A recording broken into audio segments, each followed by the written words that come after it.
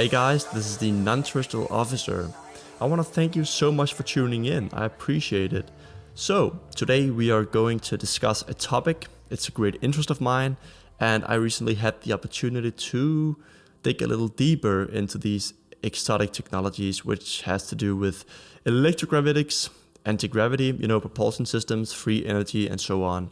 So, most of you guys probably are familiar with Star Wars, Star Trek, and all of these sci-fi concepts, Hollywood movies. That's great, because think about it for one sec. If all of these movies didn't exist, what should spark our imagination to actually go ahead and develop these technologies? That's actually an interesting thought.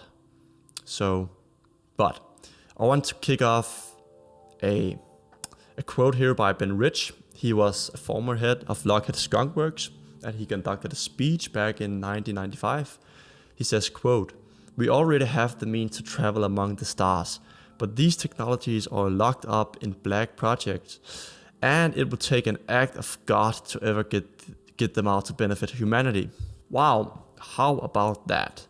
It sounds pretty crazy to me, right? So let's briefly go through Thomas Townsend Brown's story, and afterwards we can touch upon the functionality of the craft and how the flying saucer actually works and functions. Now, initially going back to when he was born in 1905, a couple of years later he was very much into space, and particularly space travel, and that eventually led him to toying with a Coolidge tube, sort of like a high voltage X-ray emitting vacuum tube.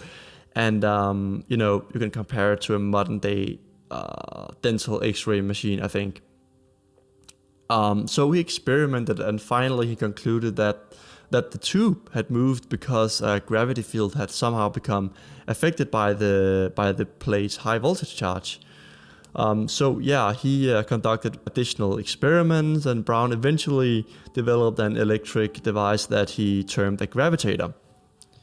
So later at Denison University in Gradville, Ohio, one of his physics professors at Denison, I guess his name was Dr. Paul A. Beefield, had also been interested in, the movements of electric capacitors.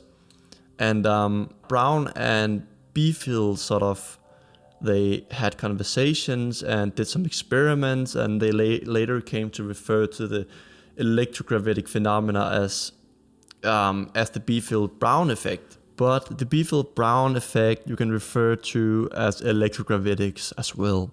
But another thing that I forget to mention is that T. Townsend Brown was very interested in Einstein's relativity theory. But the fact being, Einstein didn't quite find the link between electricity and gravitation, like in a unified fashion. And that was actually exactly what he managed to do.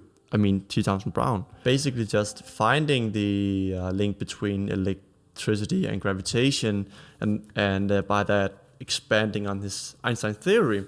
But later he managed to get his invention patented in Britain in 1928 and in the US in 1957. But unfortunately in the mid-century, the MIC came around and stole his invention, locked it up in a black project. Now, how was he able to get the craft or the UFO to levitate, counter gravity? He did that by putting a high voltage electrostatic charge into a metal plate, being the saucer, and it countered gravity. And the way it's supposed to work is that the positively charged particles, the pole, is generating a G-well just beneath the craft, sort of a gradient, and the negatively charged are generating a G-hill.